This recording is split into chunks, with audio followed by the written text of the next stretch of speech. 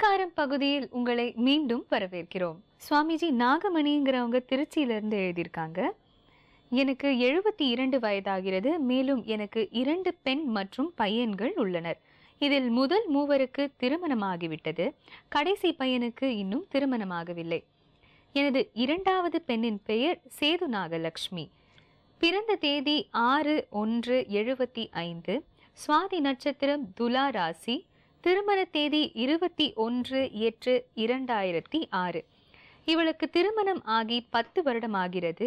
இன்னும் குழந்தை பாக்கியம் இல்லை. ஜோதிடர்கள் குழந்தை பாக்கியம் உள்ளது என்றும் அதற்கு பரிகாரம் செய்யவும் சொன்னார்கள். ஆனால் எந்த பலனும் இல்லை. நிறைய செலவு செய்து அவர்கள் துவண்டு போய்விட்டார்கள். அவர்களால் மேற்கொண்டு வைத்தியம் பார்க்க முடியவில்லை. கடந்த 2 வருடமாக எதுவும் வைத்தியம் செய்யாமல் உள்ளனர். சரி போகட்டும், தத்து எடுத்தாவது வளர்க்கலாம் என்று முடிவுக்கு வந்து பதிவும் செய்துள்ளார்கள். அது குழந்தை கிடைக்க இன்னும் 2-3 வருடமாவது ஆகும் என்கிறார்கள். மாப்பிள்ளையின் பெயர் ராமச்சந்திரன். பிறந்த தேதி 30/3/73. அவிட்ட நட்சத்திரம், 3ஆம் பாதம், கும்பராசி. இவருக்கு 40 வயதிற்கு மேல் ஆகிவிட்டது. தற்பொழுது டாக்டரிடம் காட்டியதில் டெஸ்ட் டியூப் பேபி மெத்தடில் முயற்சி செய்யுமாறு கூறுகிறார்கள். அதற்கு 2 அல்லது 3 லட்சம் செலவாகும். ஆகவே சுவாமிஜி அவர்கள் சப்தரிஷி வாக்கியப்படி இவர்களுக்கு குழந்தை பாக்கியம் இயற்கையாகவே உள்ளதா அல்லது தத்து எடுக்கலாமா என்று கூறவும். மேலும் எனது இளைய மகனுக்கு வயது 35 ஆகிறது. அவனுக்கு எப்பொழுது திருமணம் ஆகும் என்பதையும் சுவாமிஜி தான் கூற வேண்டும். இப்ப சப்தரிஷி வாக்கியம் மூலம் என்ன பரிகாரம் வந்திருக்குன்னு பார்க்கலாம்.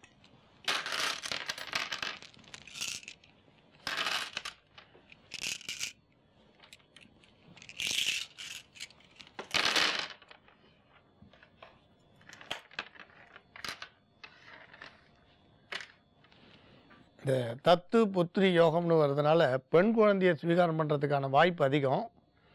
இன்னொன்று சொன்னீங்க, அந்த மருத்துவ செலவு சொன்னீங்க. ரெண்டுத்துக்குமே சேர்த்தே உங்களுக்கு சொல்கிற, நீங்களே கூட பண்ணலாம், இல்லை உங்கள் வீட்டில் யாராவது ஒருத்தர் பிரதானமாக இருந்து நீங்கள் செய்யுங்க.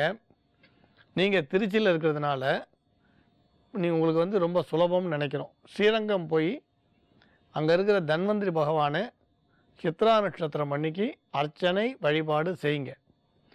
தொடர்ந்து நீங்கள் 12 சித்ரா நட்சத்திரம் தொடர்ந்து செய்யுங்க. இது வந்து சரியான பலனையும் சிறப்பான பலனையும் கட்டாயம் கொடுக்கும். 1. 2வது, பெருமாள் கோயில்லையோ அல்லது ஆஞ்சநேயர் சுவாமி இருக்கக்கூடிய கோயில்கள்லையோ வைணவ தலங்களில், வைணவம் சார்ந்த இடங்களில் நீங்கள் வந்து சுவாதி நட்சத்திரம் அன்னைக்கு இழந்த மரக்கன்று நடுங்க. இது வந்து தொடர்ந்து 11 சுவாதி நட்சத்திரம் அன்னைக்கு செய்யுங்க. கட்டாயம் இந்த புத்திர சம்பந்தமாக உங்கள் வீட்டில் இருக்க இந்த பிரச்சனை கட்டாயம் தீரும். நீங்களே இதை யாராவது எடுத்து செய்யலாம். 2 பேருக்குமே நல்ல பலன் உண்டு. ஜி தமிழ் தொலைக்காட்சி நேயர்களுக்கு வணக்கம். ஒளிமயமான எதிர்காலம் நிகழ்ச்சி மூலமா ஓம்காரம் பகுதியில் சந்திக்கிறதுல சந்தோஷம். உங்களுடைய வாழ்க்கையில் ஏற்படும் பிரச்சனைகளுக்கு தீர்வு காணவும், மென்மேலும் வளர்ச்சி பெறவும், ஜாதக ரீதியான சந்தேகங்களுக்கு விடை காணவும் யோக ஆஞ்சநேயர் சக்தி பீடம், அனுமன் உபாசகர், ஜோதிட சிம்மம், திருவல்லிக்கேணி சுவாமி கண்ணன் பட்டாச்சாரியா சப்தரிஷி வாக்கியம் மூலம் உங்களுடைய பிரச்சனைகளுக்கு தீர்வு சொல்லுவார். வணக்கம் சுவாமிஜி. நாராயண. சுவாமிஜி, இன்றைய தினம் எப்படி இருக்கு? என்னென்ன பூஜைகள் நம்ம செய்யலாம்? என்னென்ன ஆன்மீக குறிப்புகள் இருக்குன்னு சொல்லுங்க சுவாமிஜி. ஸ்ரௌதத்மார்த்தாதிகம் கர்ம நிகிலம் ஏனசு த்ரீதம் தஸ்மை சமஸ்த வேதார்த்த விதே விகனசே நமஹ. வக்ரதுண்ட மகாகாயா சூரியகோடி சமப்பிரபா நிர்விக்னம் குருமே தேவா சர்வகாரேஷு சர்வதாம். யோகப்பட்டன பத்தாங்கம் திரிநேத்திரம் சாந்த விக்கிரகம் தியாயே சமஸ்த தோஷக்னம் பாதாத்மஜம் அகல்மஷம். கிருஷ்ணம் வந்தே ஜெகத்குரும்.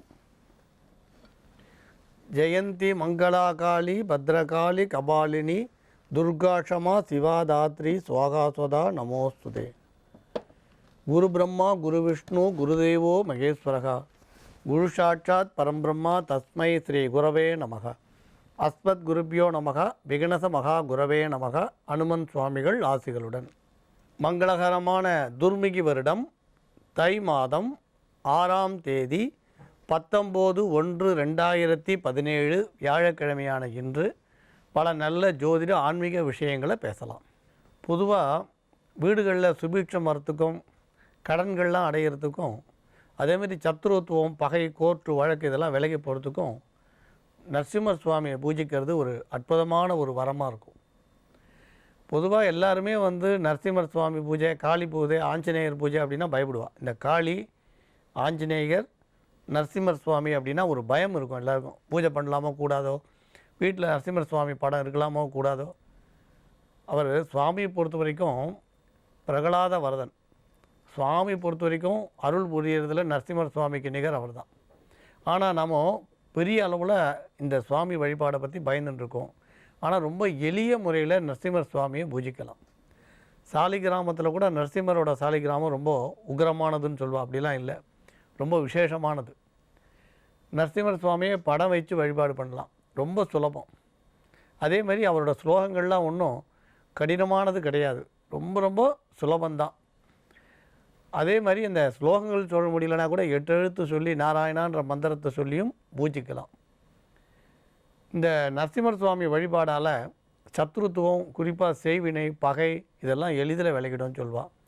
கோர்ட் வழக்கு இருக்கிறவாளும் கடன் ரோகம் இருக்கிறவாளுக்கும் இந்த நரசிம்மர் சுவாமியோட வழிபாடு ஒரு வரப்பிரசாதம்னு சொல்லலாம்.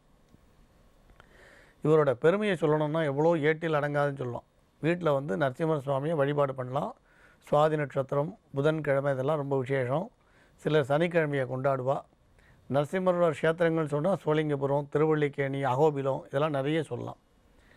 இவரோட பெருமையை சொல்லிட்டு இருக்கும்பொழுது ஒரு வைணவர் பரம வைணவர் தபஸ் பண்ணுறார், கடுமையாக தபஸ் பண்ணுறார். அவருக்கு நரசிம்மர் சுவாமியோட அருள் கிடைக்கல. சரின்ட்டாவிட வீட்டில் பண்ணாமல் ஒரு வனத்தில் போய் காட்டில் போய் பண்ணுறார். அப்பயும் அவருக்கு நரசிம்மர் சுவாமியோட அருள் கிடைக்கல. சரி, அவரோட தரிசனம் கிடைக்கலையேன்னு வருத்தத்தில் இருக்கும்பொழுது ஒரு வேடன் வரார். பொதுவாகவே கிராம ஜனங்களுக்கும் மலையில் வசிக்கக்கூடியவர்களுக்கும் மலையினால் உயர்ந்த இடம், அந்த உயர்ந்த இடத்துல வசிக்கிறவங்களுக்கு எண்ணங்களும் உயர்ந்ததாக இருக்கும், சிந்தனையும் உயர்ந்ததாக இருக்கும். என்னடா யாரோ ஒரு ஐயர் வந்து இந்த காட்டில் உட்காந்துட்டு சாப்பாடு சாப்பிடாமல் இருக்காரு, சரி அவருக்கு எதாவது உதவி பண்ணலான்னு போய் இந்த வேடன் கேட்குறான், சாமி எதாவது சாப்பிட்றீங்களான்றான். இல்லை நான் ஒரு மிருகத்தை தேடிட்டுருக்கேன். ஏன்னு கேட்டிங்கன்னா, கடவுள்னு சொன்னால் அவனுக்கு புரியுமோ புரியாதோ, நான் ஒரு மிருகத்தை தேடுறேன், அந்த மிருகத்தை நான் பார்த்த உடனே நான் வந்து சாப்பிட ஆரம்பிப்பேன்றார். என்னடா அது, இந்த சாமி இந்த காட்டுக்குள்ளே வந்து சாப்பிடாமல் உட்காந்துருக்குது, நம்ம அந்த மிருகம் நம்ம தொழிலே வேட்டையாடுறது தானே, சரி நான் உனக்கு சத்தியமாக கொண்டு வந்து தரேன் சொல்லுங்கன்றான். அது எப்படி இருக்கும் சொல்லுங்கன்றான். இந்த மாதிரி அதனோட தலை வந்து சிங்கத்தலை, இடுப்பு கீழே பார்த்தா மனுஷ சரீரம், கையெல்லாம் பார்த்திங்கன்னா கொடூரமான சிங்கத்தோட கையாக இருக்கும். நரசிங்கம்னு சொல்லுவாள். சிங்க தலையும், சிங்கம் பாதி மனுஷன் சொல்கிறான். உடனே என்ன பண்ண, அதுக்கு என்ன நான் தேடுறேன், தேடி பார்க்குறான். சிங்கத்தை பார்க்குறான், புலியை பார்க்குறான், மனுஷனை பார்க்குறான். ஆனால் சிங்கமும் மனித உடலும் சேர்ந்த ஒரு மிருகத்தை பார்க்கல. எப்பயுமே பார்த்திங்கன்னா படிக்காதவர்களுக்கு தான் சத்தியத்தை காப்பாற்றணுன்ற உயர்ந்த எண்ணம் இருக்கும். பாமரர்கள்கிட்ட தான் சத்தியத்தை காப்பாற்றணுன்ற ஒரு நல்ல உயர்ந்த எண்ணங்கள் இருக்கும். வேடம் பார்த்தா நம்ம கொடுத்த வாக்கை நம்ம இந்த இடத்துல காப்பாற்ற முடியல. இங்கே பாருங்கள், கண்ணப்ப நாயனார் சுவாமிக்கு ரத்தத்தில் அந்த சுவாமிக்கு வந்து தன்னோட கண்ணிலேருந்து வர ரத்தத்தையும் பொருட்படுத்தாமல் 2வது கண்ணையும் எடுக்க போனார். எல்லாருக்கும் தெரிஞ்சிருக்கும். கண்ணப்ப நாயனார் தன் கண்ணையே கொடுக்க போனார். ஒரு கண்ணில் ரத்தம் வடியும் பொழுதே இன்னொரு கண்ணை எடுக்க தயாரானார். ஆனால் உங்களுக்கு அந்த சுவாமி வந்து கடைசியில் காப்பாற்றிட்டார். உடலை பாருங்கள். அதேமாதிரி இங்கேயும் பார்த்தீங்கன்னா தன் சத்தியத்தை காப்பாற்றணுன்றதுக்காக, சரி இனிமேல் பார்க்க முடியலன்னா சாயந்தரம் ஆகிப்போச்சு, தூக்கு போட்டுக்கலான்னு அங்கே இருக்கிற ஒரு பார்த்திங்கன்னா காடுகளில் நீட்டாக வேரும் அந்த விழுதும் தொங்கும், ஒரு விழுது எடுத்து தூக்கு போட்டுக்கணும் பார்க்குறான். அப்போ வந்து சுவாமி பார்க்குறார். இவனோட வைராக்கியத்தை பாராட்டி நரசிம்மர் சுவாமி எதிர வந்துட்டார்.